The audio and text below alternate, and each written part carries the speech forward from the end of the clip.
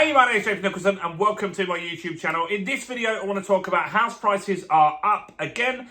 It's a new data source agreeing with the nationwide data that we got a few days ago. And this data source is saying that house prices are expected to continue to rise for the rest of 2024. So this is Halifax's data. And I like to listen, as I say, every time that we do this every month. I like to listen to the lenders because, especially when they talk about ongoing house prices or house prices going forward, because they have the crystal ball that nobody else has. Halifax, they know what deals they've got on their plate right now, which offers in principle they're just about to send out. They've just had all their valuers out this month. They know the deals that are going to complete for the rest of the year by now, because it takes 3 or 4 months, maybe 5 months to buy a property. So a lot of the deals that are coming across their table this week are going to be deals that will be completing around Christmas time. So you do need to listen. Now, before we jump into this data, we've broken it down by region as well, because they've given us some quite detailed stuff here. I'd like to ask you to subscribe to the channel over there and hit the bell notification. We're on the way now to 28,000 subscribers. Thank you to everyone that subscribes. Am I here? Smash like, tickle like, do something to that like button, guys. That really helps me with the YouTube algorithm. And maybe you could share this video with some friends or family as well. So, Halifax data. As I said, I like these guys' insights because they know what is happening in the market. They know, as I said, the deals that are on the table today. Their valuers are going out and valuing properties. So what's Halifax saying? Well, they're saying that the average house price at the moment is $291,268. Now, this will differ to the nationwide because the nationwide, that's the average house price with their stock and their lending. This is the Halifax's lending, so it's slightly different to the nationwide. And it's also different to the Office of National Statistics data because that includes cash purchases as well. But this is the Halifax data. They're saying for the month of July that house prices went up quite a lot, 0.8%. Now, what do they attribute that to? It's down to the fact that we've started a mortgage price war again. So we had this in December last year. The market was slow, so lenders started to cut rates. Then the market picked up and they started to increase the rates to increase their margins. Now the market slowed down in roughly May. They started to cut rates again. There was a lot of cuts at the beginning of end of June, beginning of July, and those are starting to filter through now. They've got the market a little bit busier, which is good. So what's going on a region by region basis? That's what I'm interested to know because we don't get this data every single month. Sometimes we do, sometimes we don't. They gave it to us this month, so let's have a look. So they're saying in the East Midlands that house prices are on average 239,448.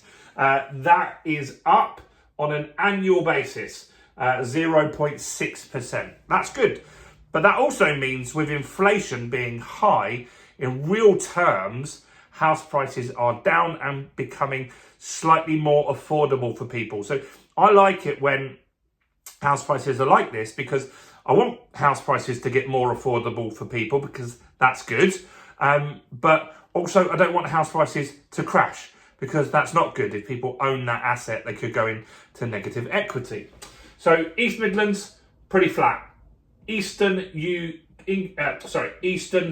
England, average house price is 330,282. This is the only region that is down on an annual basis, which is interesting. Not massively down, 0.4% down. All of you on this channel could negotiate 1% or 2% off a property to give you that little buffer anyway. Next is Greater London. Greater London, and London got hit so hard with house prices over the last few years because it was so expensive. And also international buyers left the market with what was going on all around the world.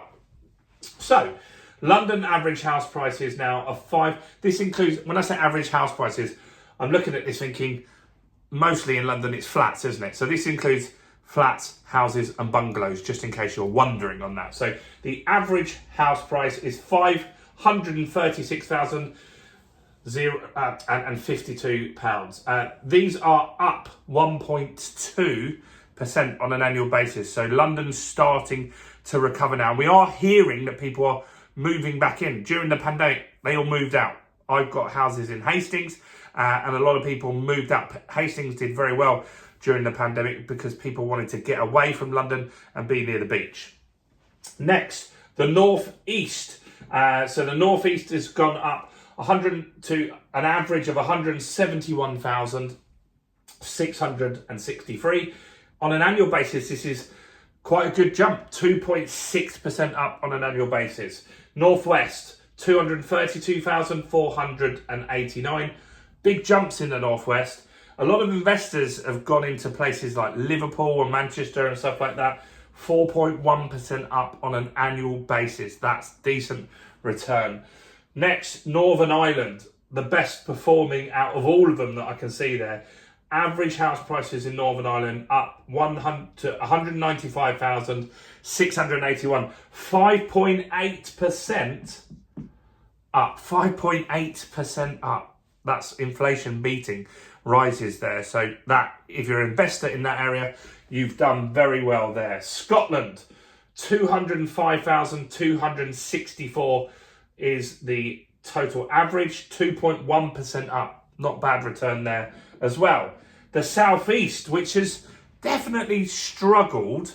I live in the Southeast. I've got the majority of my portfolio in Dorking and Hastings. I now invest up north as well, but I've got quite a bit in Dorking and Hastings. And so in Dorking and, well, in Hastings will be covered by these areas.